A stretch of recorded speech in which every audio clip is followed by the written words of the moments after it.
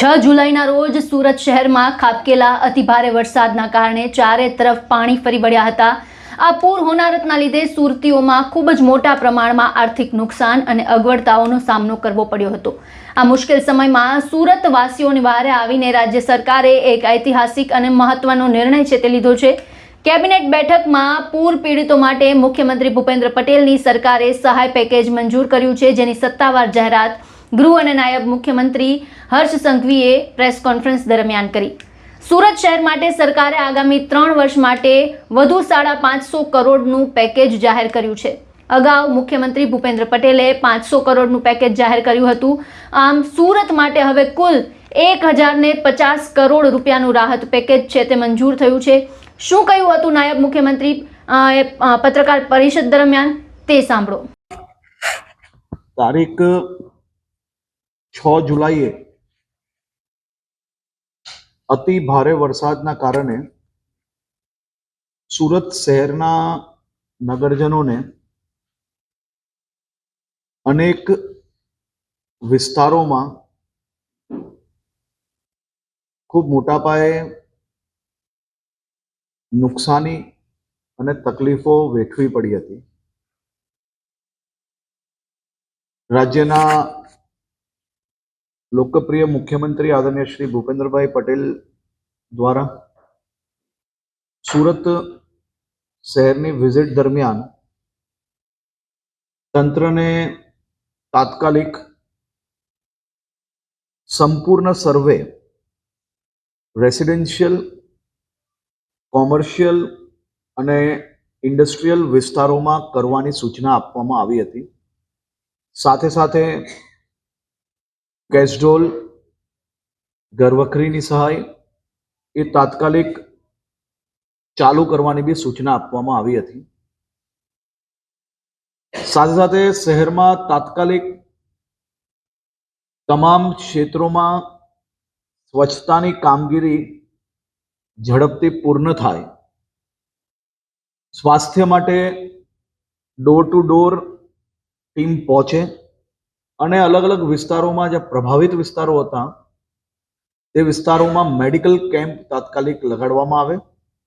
આ તમામ કામગીરી મહાનગરપાલિકાની ટીમ તથા રાજ્યની બીજી મહાનગરોમાંથી બી સ્વચ્છતા દૂતોને સુરત મોકલવામાં આવ્યા હતા।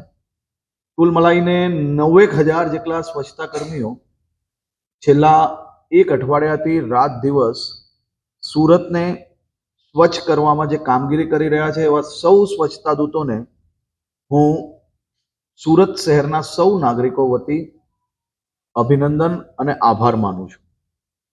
સુરત શહેરમાં આ કપરા સમયે રાજ્યની ભારતીય જનતા પાર્ટીની આ સરકાર પ્રજાની પડખે છે।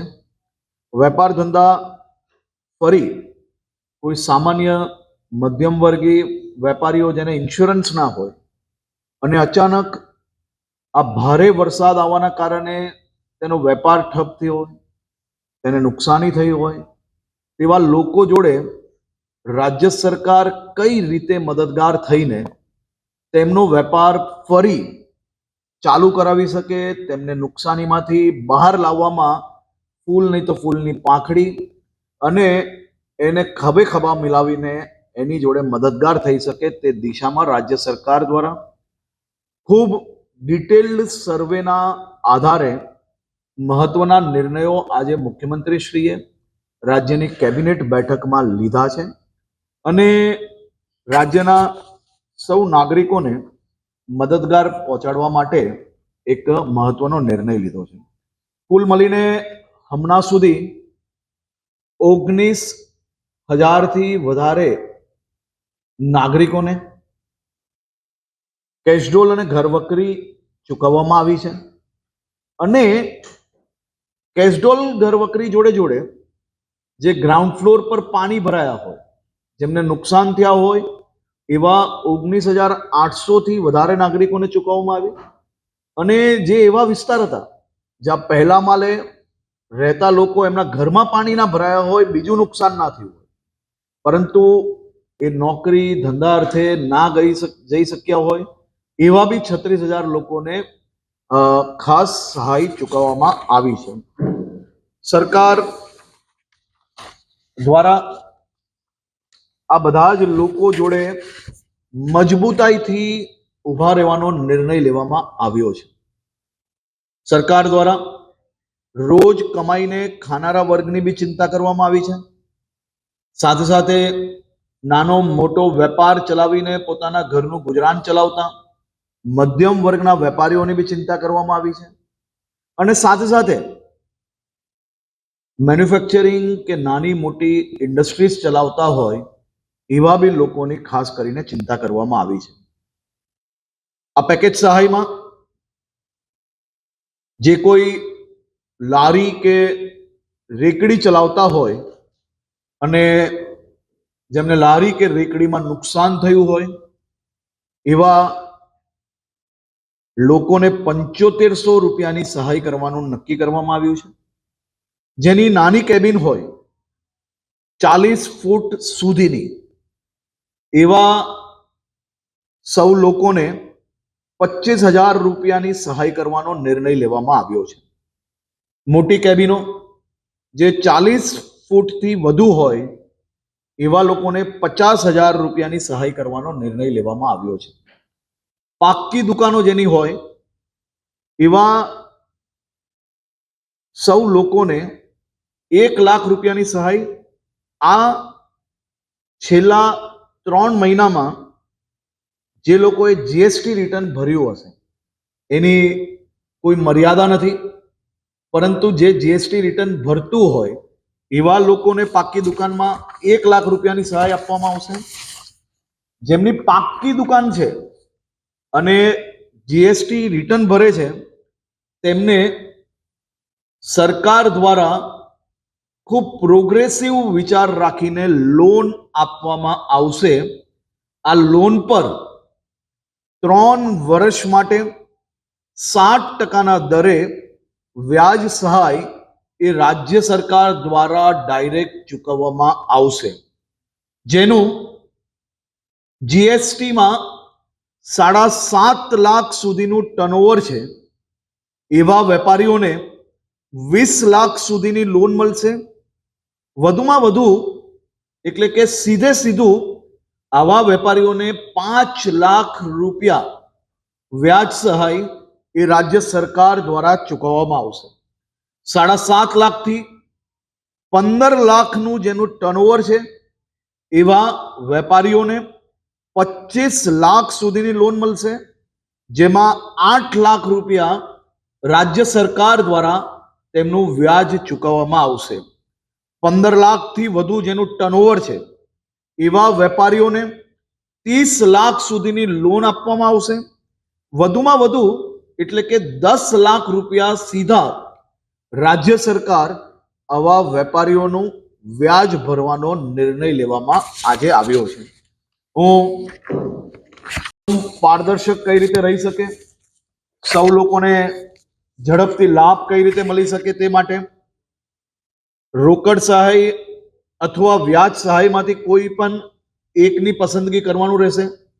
જેવા લોકો 5 લાખથી બી અંદર જીએસટીમાં છે તેવા લોકોની બી આમાં ચિંતા કરવામાં આવી છે. તેવા લોકોને સીધે સીધા 1 લાખ રૂપિયાની રોકડ સહાય મળશે. જે જીએસટીમાં ભરી રહ્યા છે એવા લોકોને આ વ્યાજ સહાયથી 5 લાખ રૂપિયા, 8 લાખ રૂપિયા અને 10 લાખ સુધીનું વ્યાજ સીધું રાજ્ય સરકાર ભરવાનો નિર્ણય લેવામાં આવ્યો છે.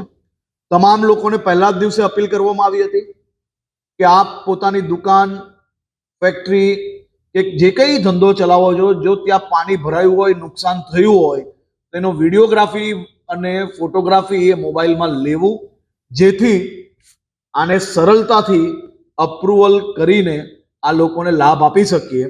આની તાત્કાલિક કલેક્ટરશ્રીના માર્ગદર્શનમાં એની ટીમ દ્વારા આ ફોર્મ 48 કલાકમાં લેવાની શરૂઆત કરી લેવામાં આવશે અને તાત્કાલિક આ લોકોને રાહત ચૂકવવાનો બી નિર્ણય રાજ્ય સરકાર દ્વારા કરવામાં આવ્યો છે. એની સાથે સાથે એક ખૂબ મહત્વનો નિર્ણય એ રાજ્યની ભારતીય જનતા પાર્ટીની ભૂપેન્દ્રભાઈ પટેલની સરકાર દ્વારા આજે લેવામાં આવ્યો છે.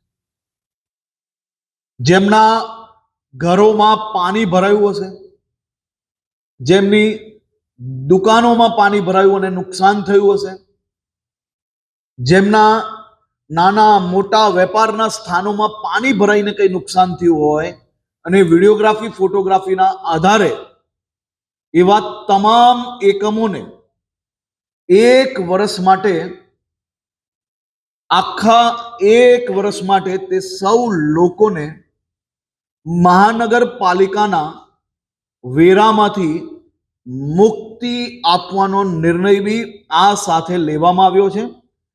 આજ સુધીનો સૌથી મોટું પેકેજ એ મહાનગરપાલિકા કે કોઈ બી વિસ્તારમાં વરસાદ આવ્યો હોય ને નુકસાન થયું હોય તેમાં આદરણીય મુખ્યમંત્રી શ્રી ભૂપેન્દ્રભાઈ પટેલ દ્વારા આ નિર્ણય લેવામાં આવ્યો છે.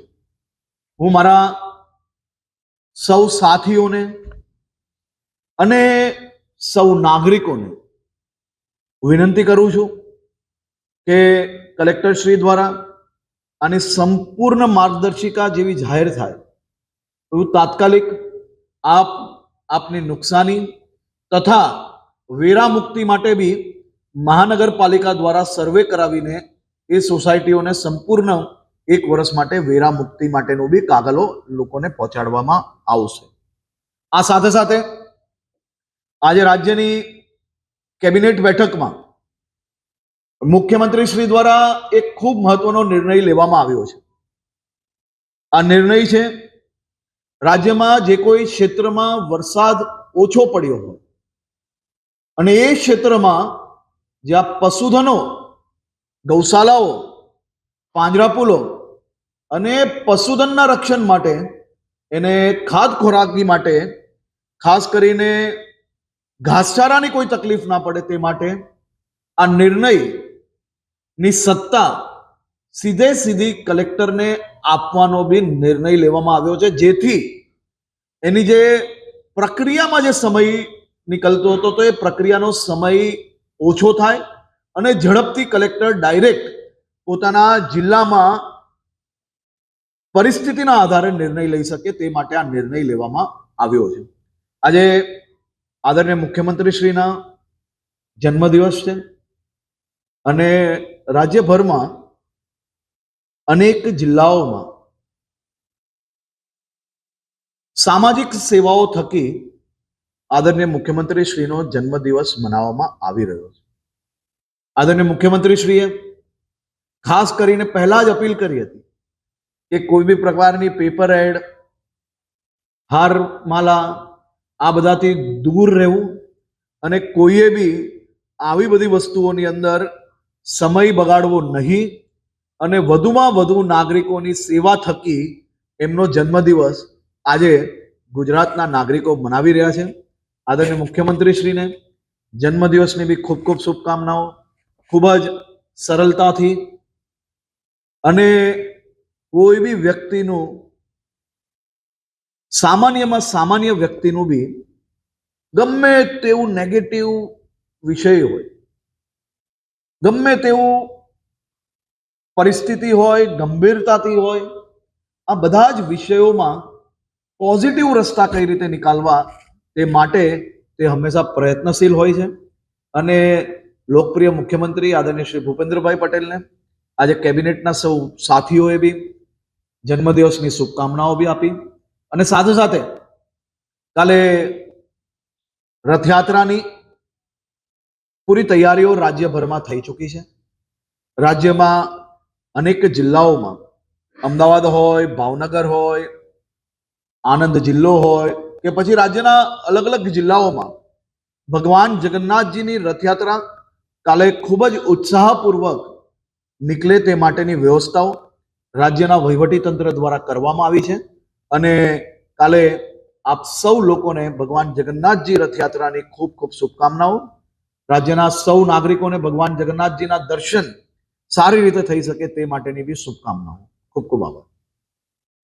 એની ડિટેલ્ડ માહિતી જે છે એ સંપૂર્ણ તમને આખી કામગીરી પૂર્ણ થયા પછી તમામ લોકોને લેખિત આપવામાં આવશે. રેસિડેન્શિયલમાં કેટલું થયું છે, કોમર્શિયલમાં કેટલું થયું છે, ઇન્ડસ્ટ્રીયલમાં કેટલું થયું છે. કારણ કે આજે જે લોકો જેને નુકસાન થયું છે એને જરૂર છે તો એની જોડે તાત્કાલિક ઊભું રહેવાનું છે. આ અંદાજિત આધાર પર પેકેજ નક્કી કરવામાં આવ્યું છે અને લોડ નક્કી કરવામાં આવ્યો છે કે 3 વર્ષમાં કેટલા રૂપિયા આપણે ચૂકવવાના આવશે. પણ જે સંપૂર્ણ આંકડો છે એ આખી ડિટેલ આવ્યા પછી આપ સૌ લોકોને આપી લેવામાં આવશે.